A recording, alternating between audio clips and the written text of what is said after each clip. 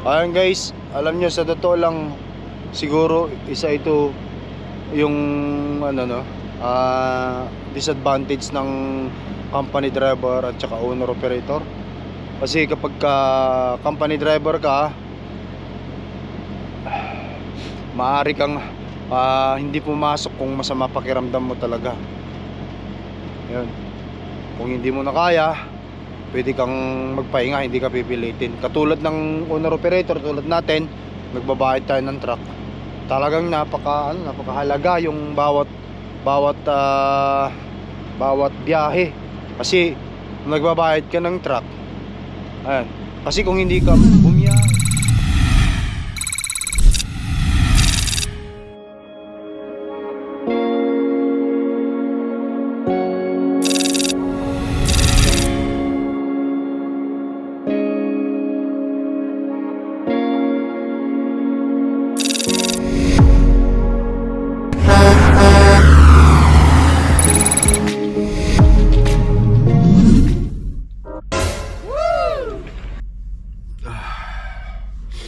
alright guys, good morning. Dito na ulit tayo sa biyahe, no? So, nadali ako ng virus yata. Nilalagnat ako. Ang sasakit ng mga balat ko. Kagahapon nung umalis ako sa bahay, masama na yung pakiramdam ko eh. Kaso nga lang, kailangan natin pilitin bumiyahe.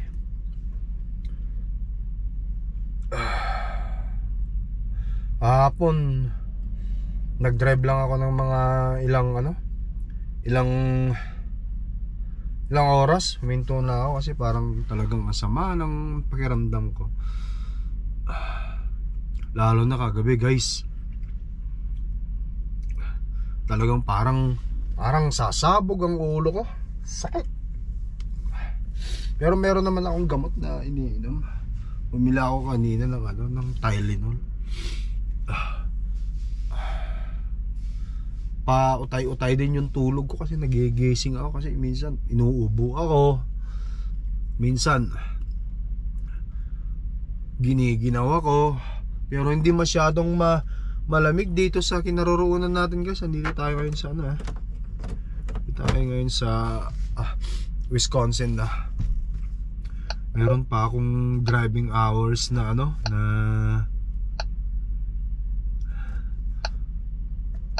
meron pa tayong tatakbuhin almost 8 hours na driving kahapon. 4 na oras lang ako nag-drive kahapon eh. Tumabi na ako. Navigate on road. Ang sama ng pakiramdam ko eh. Talagang hindi kaya.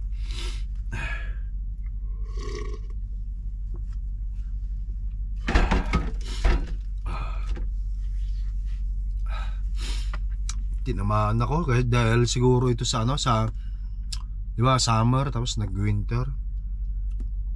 Pagka magpapa-flu shot ako. Sakit ang katawan ko, hambira. Pero wala tayong magagawa, kailangan natin magpatuloy, guys. Kailangan nating bumiyahe.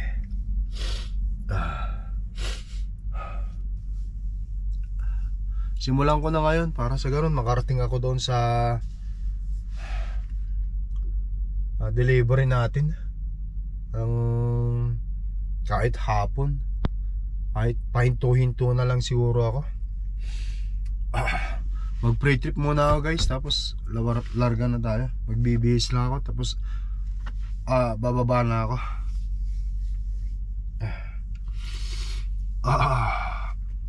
Ang sakit ng mga balat. Sa Ilocano agsasaniit dagiti kudil ko.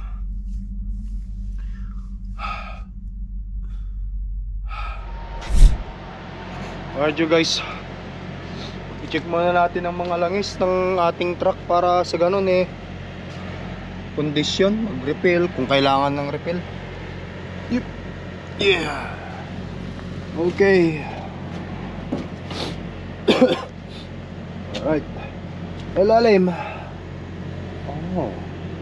Talagang kailangan ko talagang ipaayos yung ano, naglilik. Tulo-tulo ng coolant ko na yan. Hinigpitan ko nung nakaraan, tumutulo pa rin. Itong dip nya, itong ano nya, dito natin tignan para accurate.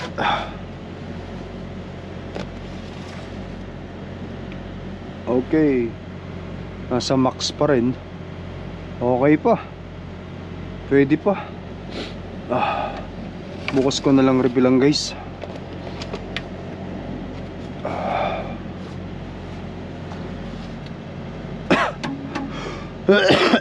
Ay, kahit masama ang pakiramdam, sige lang. Biyahe lang. Coolant nasa max pa. Oo. Yan.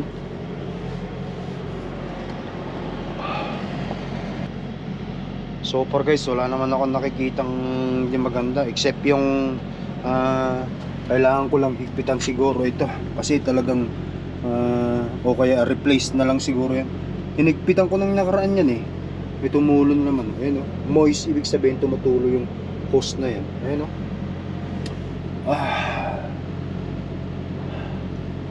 So far, yan lang naman nakikita ko na problema, yung leak na yan. Okay, so check natin ang buong truck at saka trailer. Tap natin yung ano, yung mga gulong. Pagsasaniit yung mga katawan ko. Sakit. Okay, first of all, yung temperature 26:30, sakto. Gulong, tap natin. Ilaw dito sa baba hanggang dun sa dulo. Marami tayong madadaan ng mga timbangan yan, tulad ng Indiana. Madalas tayong nahuhuli. Marami pang fuel. Pero mag-rip top na lang ako mamaya dun sa Roberts mamaya.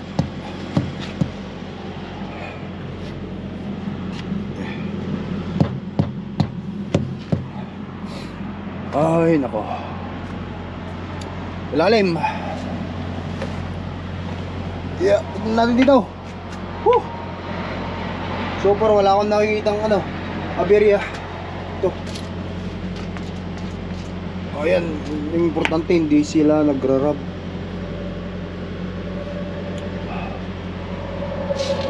Okay.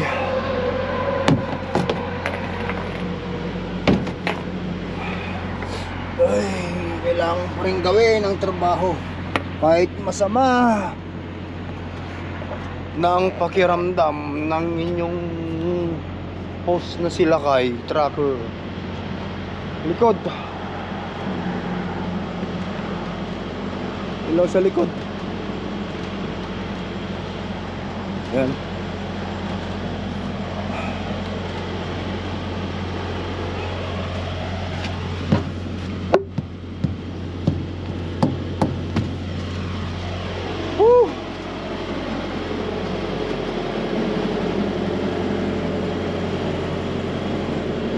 Mga ilaw.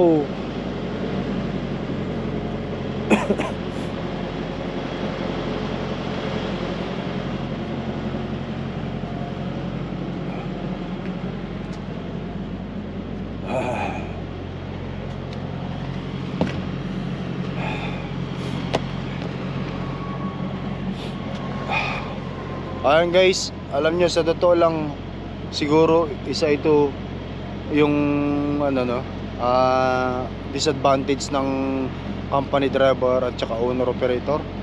Kasi kapag ka company driver ka,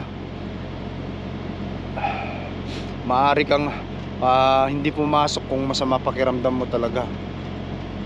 Yun. Kung hindi mo na kaya, pwede kang magpahinga, hindi ka pipilitin. Katulad ng owner operator, tulad natin, nagbabayad tayo ng truck.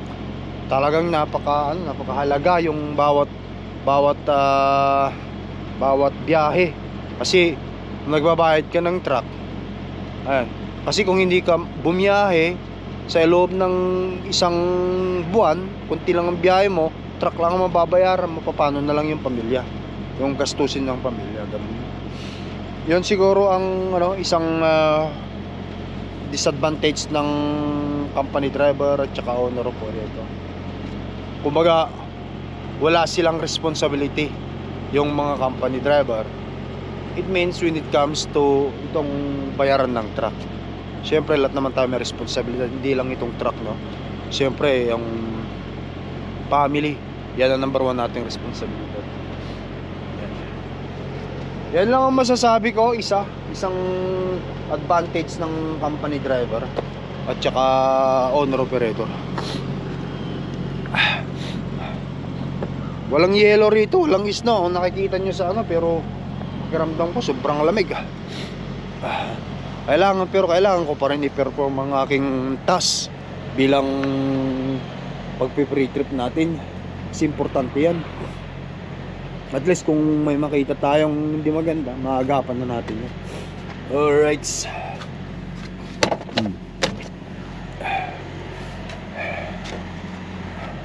Sarado muna natin.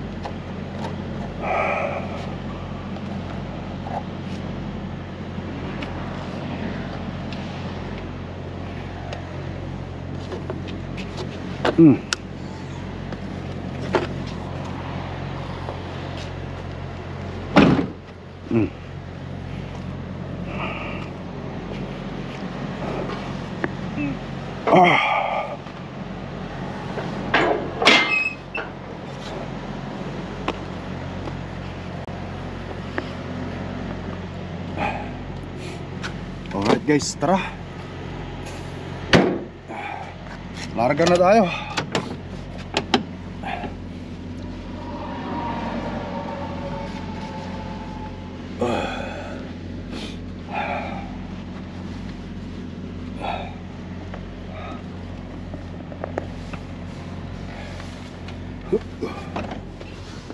Dito rin guys, pwede natin makita dito yung label ng ng engine oil natin sa Volvo. Pero sa iba hindi ko alam kung saan. Pero alam ko meron din. So tignan natin yung DAS. Okay, so punta tayo dyan sa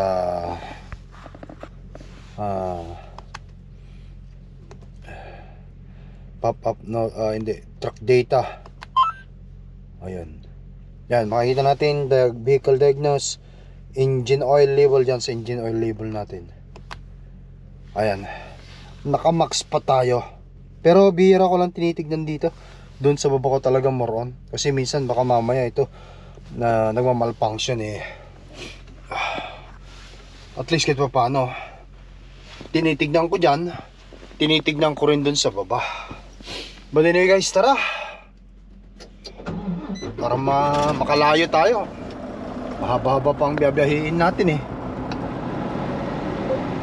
ilang oras pa ba recent sa ating pipick up di-deliver. Bukas pa naman to Going to Johnsonville, Perry Way, WI. Okay. Please drive to highlighted route. Okay. Yan, meron pang 6 times 6, 36, 42. 7 oras na driving, 432 miles. Tara guys, bagets. Alright guys, dito tayo sa karsada. Meron pa tayong 1 oras na driving papunta dun sa ating dideliveran para bukas. Ang temperature dito 13 degrees. Hindi siya totally sobrang lamig kasi wala kang ka-yellow, walang ka-snow. Pero ang pakiramdam ko parang sobrang lamig ang katawan ko. Kaya kita nyo guys, naka-jacket ako.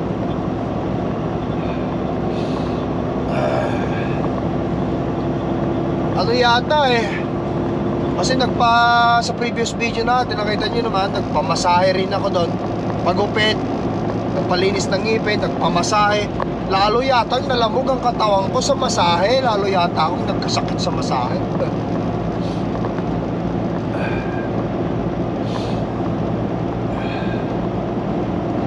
Pero anyway,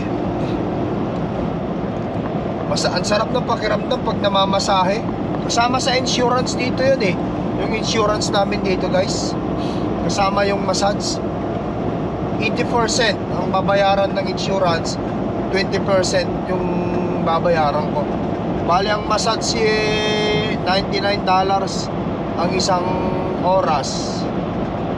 So yung 80% sa kanila, kaya parang let's say $78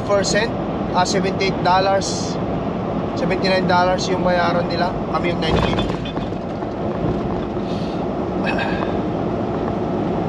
Pero din sa ngipin, pag magpa-cleaning ka ng ngipin or magpagawa ka, parang ewan ko 20 yung policy $20 ang I mean $20, 20% yung 80 sa insurance. Maganda rito sa Canada guys. Sa Pilipinas ang dental doon mahal o ganun din sa US. Sa US walang health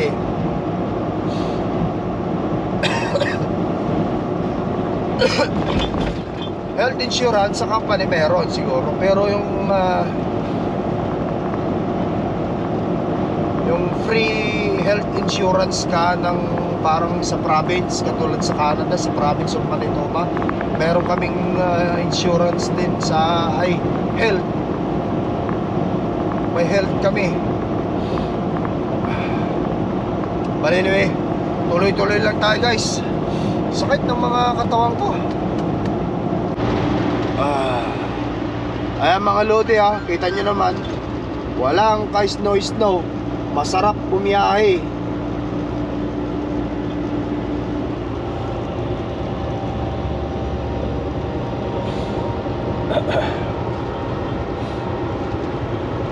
Masarap mag-drive.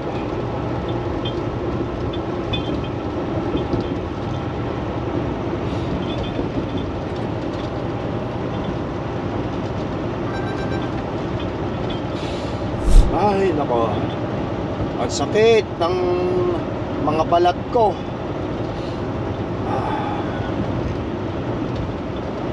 Bale, total malapit na rin naman ako. Ano na lang, sa oras na lang ito, andun na rin ako. Bukas pa ang delivery ko, alas 8.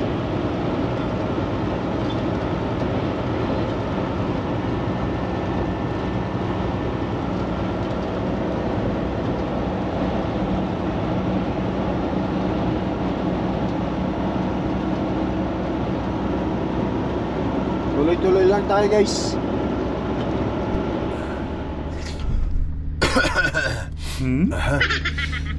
Hello guys, good morning. Nagbabalik tayo. Ayan, dito na tayo sa dideliveran natin. Nakarating tayo kagabi rito. Gabi na rin nung dumating ako dito kasi paputol-putol nga yung driving ko. Gawa nga ng masama ang pakiramdam ko hanggang ngayon. Masama pa rin. Ina-unload na tayo. Ayan, dito tayo sa dock nila. Ina-unload na tayo.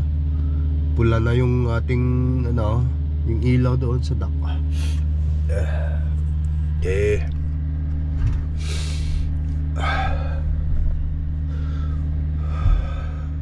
Pagkatapos ko nito inuutosan ako papuntang Johnsonville. Pipick up ako dun sa Wisconsin. Pero continuous pa rin. Kahit masama ang pakiramdam natin, tuloy-tuloy pa rin. Hindi rin ako masyadong makatulog. Gawa nga na tong sipon ko. Tapos inuubo-ubo ko. Nadali ako sa sa flu. Ang pinakamahirap pa naman guys, no, yung simula ng winter. Doon ka talaga magkakasakit yung di ba nang galing sa summer tapos nag-winter, magwi-winter na, di magsasalubong ang init at lamig. Doon nakakaano yun, doon ka magkakaroon ng fever, flu. Usong-usong ngayon ng lagnat gawa nga ng winter na. But anyway, antayin ko lang ito at pagkatapos larga na tayo guys pag binigay sa akin yung papeles. Stay tuned guys. Thank you. Balikan ko kayo mamaya. Alright you guys, yan. Nakuha ko na yung papel. Na-unload na tayo.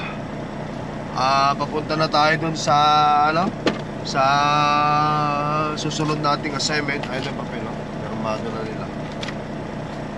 Sasarado ko lang itong likod ng trailer tapos lalarga na tayo guys. Tara, samahan niyo ako.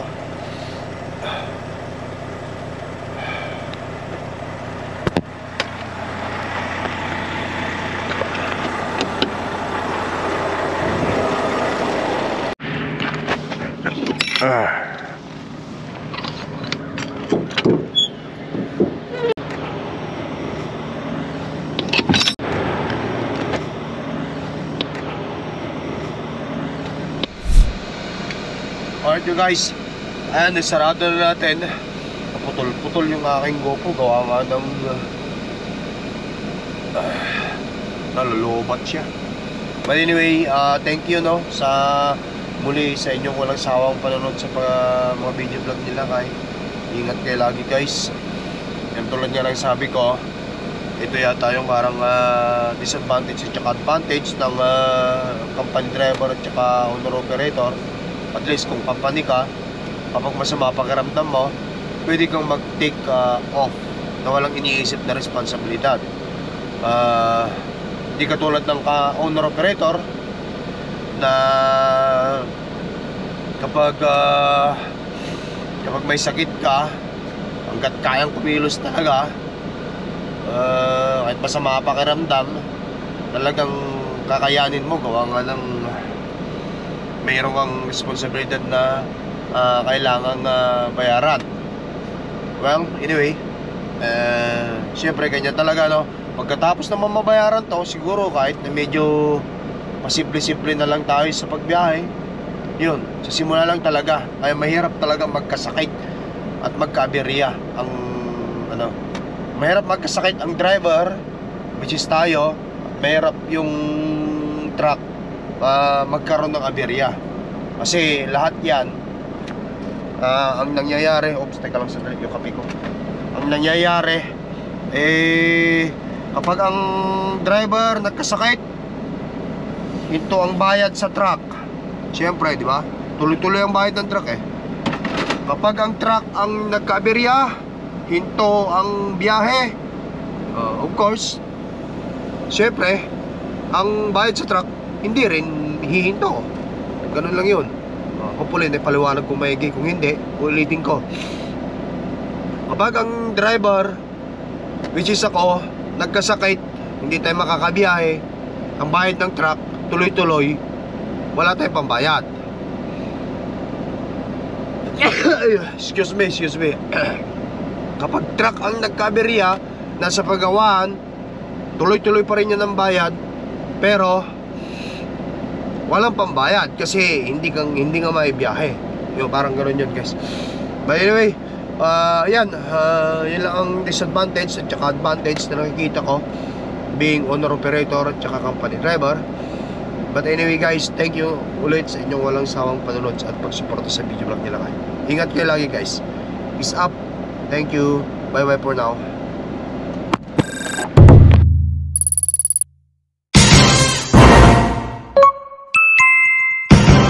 Lakay Pinoy Tracker.